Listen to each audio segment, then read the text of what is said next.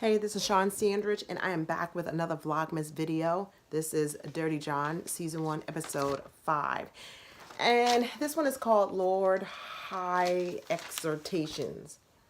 No, Lord High Executions. So this is not a nail-biting episode, not so far, because I'm kind of watching it and I'm piecing it together.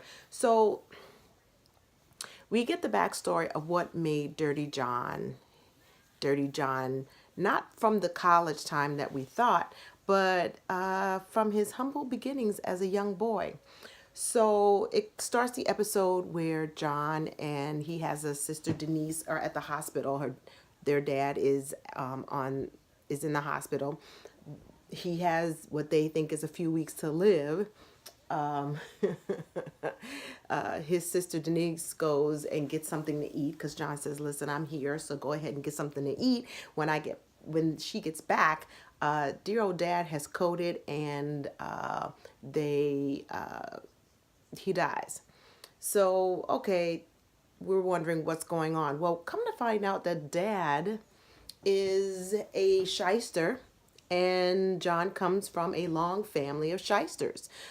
Dad is big into get quick schemes of doing things, the hit and fall, and trying to collect on on you know damages on that. So there's a scene where they're at a Mexican restaurant, and dad gets John to put this huge piece of glass in his taco, eats the taco enough to eat the glass, and all this blood comes out. So this is a way he can sue the restaurant for putting glass in, serving food with glass in it, and so he can collect damages. Next, we see him talking to a bunch of guys about how to do a slip and fall scam at a store. And they've got an attorney in the pocket, and they can sue for damages and get money that way. Then we see an episode where John and his sister Denise and the dad are walking, and while the dad and the daughter are walking, John literally just walks right in front of a car, and breaks his leg. So he's going to sue for damages on that and get money. So the sister's like, he's always going to need money, and the dad is using John as a way to get money to have all of these claims. So John has been a shyster in training since he was a little boy, and he has found ways to hone his skills, and what you see right now. Deborah is back at the penthouse. She is lying to her children. She convinces, well, she doesn't convince, but she tells Veronica that she's not going to be hiding, and she's moving back into the penthouse. She's fine. John is at the hotel, and there is where he's trying to convince her that he is a changed man. He wants to change, and the first thing that he's going to do is get clean and sober. And so he is in the hotel going cold turkey. He gets a clearance from the doctor to do that, and the doctor tells Deborah, "Listen, you can feel what what you need to feel, but also feel like you don't have to help him." But she's there to help him go through the cold turkey process, and from what we see, he's gone cold turkey. So she feels like he's on a bright side to doing this, and maybe they can save it. Tara comes home from a bad breakup. Tara thinks that they're not together, but she realizes that they're together. And right now she's like, okay, I guess I'll go back to my room, because it's like, this is not going to end. He's not going to leave. And so we're going to see how this ends up with Veronica finding out that after all of this, all she knows, but she has told Tara that he's my husband. I'm in this for better, for worse. This is by far the worst. And he's gotten clean and sober. he is going to make some changes, and that he is actually going to get a lawyer to clean up the things that are connected to him. Like it's all lies. They're not all lies, but that is what Deborah's thinking. He's going to clean up his name. And how? With what money? He already took $80,000 of your money. You're in danger, girl. But we're going to see where it goes. I'll be back. We're going to see where this goes. We go back to where the trailer park. Remember when he was talking about he was in Afghanistan all this time, and through some digging with the PI, we find out that his last known address was at a trailer park. Okay, so we go back again to where John is in Ohio and he's coming out of jail. His sister Denise meets him. Now, Denise and John have a very it's very grifter. I mean, comes from a line of grifters. Dad was a grifter. John is a grifter, and Denise is not a grifter. She tries to be a law-abiding citizen, but she's trying to help her brother, and she gets him. They go to California, and that's where we see him at the trailer park. She gets him a job there, and he's pretty much a groundskeeper.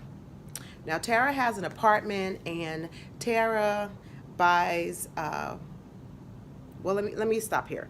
Okay, let's get the thing with Denise. So they're at the trailer park, and he's the groundskeeper, and lo and behold, he can't stop doing what he does, which is being a shyster. And it comes to find out that John got himself in another scheme where he hired an attorney and got money, and now he's suing the attorney to not pay him for malfeasance. And so he's trying to not pay the attorney for the work that he did. The attorney is there talking to Denise and finds out that John is telling everyone that he owns the trailer park and he actually got his name on the deed. That's when we find out where he can be very nasty, very dangerous, and very conniving. Denise approaches him and says, I tried to help you out, and then he flips it, does a Jedi mind trick, and says, anything I've ever done, I should be paid for, and you haven't ever done anything, because she tries to go on the straight and narrow. We also get a side of some of the things that their dad taught, which was you don't have to play by the rules, and if someone crosses you, you don't worry about it. You don't cross them. You get their family. So keep that in mind, because that has been his MO. And we're going to see how that plays out a little bit later. Now, moving to the present, Tara gets a new apartment. She buys into the idea because she met a boyfriend who changed his ways, and she says, if someone has the purpose and want to change, they can. So she's drank the Kool-Aid. Deborah invites herself to a brunch that she wasn't invited with her kids. And Trey, who we've never really seen him talk, this is the first time. This is the son. He was like, "Why are you here?" Veronica is steaming. She wants to burst into flames about, all the things that we've learned and all of this, and I just I cannot believe you're going to go back to him. So Trey's like, you're an adult, I'm an adult, you want to be happy, whatever you are trying to get out of this, I hope you do, but it just can't be with me. So the children have basically shunned her and say, hey, live your life like it's golden, but that doesn't mean we have to take it. So she leaves, and so she's talking to John and saying that, I'm losing my family. I don't want to lose my family. He says, well, I seem to be the source of all this, so maybe we should end it. And that's when the girl says, I don't want this to end. So they had this romantic kiss, and we're back on. He's got his hooks back in her. So here we go back to fresh juice every morning, and he's driving her car, and they're having romantical dinners, and it's all good. I mean, girls, just her love, you know, tank is full. Meanwhile, remember what I told you? The dad said, get back at the family. Veronica gets fired from her job because online they're getting bad ratings because she works for a doctor, and they're getting these very lewd, sexually lewd phone calls. So he's like, fix it until it's done. Fix it. Now, one day she's the golden girl, and now she's fired. And he's like, do you have any idea who's doing this? And she's like, yeah. And he's like, you need to fix it. But until then, you can't work here. So that's how pretty much it ends. Let me see if I find anything. So the way it ends is she's getting up in the middle of the night. She looks at John. She noticed that his feet looks funny. In between his toes, there's a dripping of blood. Anybody that's watched anything about addicts and, you know, all that knows that sometimes when they can't get into their veins, or if they want to hide their drug use, they'll start using drugs in between their toes. So she goes in the bathroom, looks around in the bathroom, and she finds the boxes of drugs and syringes. So she realizes that she has done a bad thing. She is sleeping with the enemy. She has brought him back in, and now she, you know, she realizes that this is never ever going to change. So it wasn't a nail-biting episode, but I think it's going to gear up to something big next episode. But it was good. It laid a lot of groundwork. We now know why he is the way he is. It didn't just happen from college. It happened from when he was young. He just came from a bloodline of grifters and a dad that was really into just schemes, and he was really good at it. Dad said he was a golden boy on that. So that's all I have for Dirty John. Wasn't a great episode, but like I said, a lot of information. So I'm hoping next week will be a nail biter. Take care of yourself and each other. Happy Vlogmas. Talk to you soon. Bye.